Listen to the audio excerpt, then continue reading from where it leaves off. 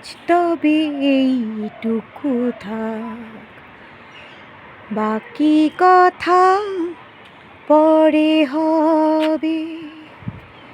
তুলার ধূসর পথ ভেঙে পড়ে আছে রথ, বহু দূর দূর যেতে হবে। আজ তবে এইটুকু থাক, বাকি কথা পরে হবে। বন্ধুরা, আজকে দেখো গাছ পুরো ন্যাড়া, একটাও ফুল নেই। একটা জবা ফুল হয়েছে, তোমাদের দেখালাম, সেইটাই ইঁদু ঠাকুরকে দেব।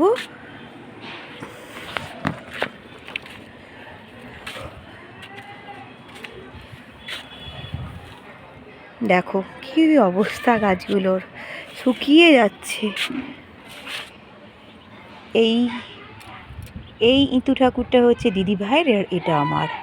তবে আমার থেকে দিদিভাইয়ের গাছগুলো আরও সুন্দর হয়েছে। আমারও হতো, এই হনুমান এসে কড়াইগুলো খুঁটে খুঁটে খেতে গিয়ে সব নষ্ট করে দিয়েছে।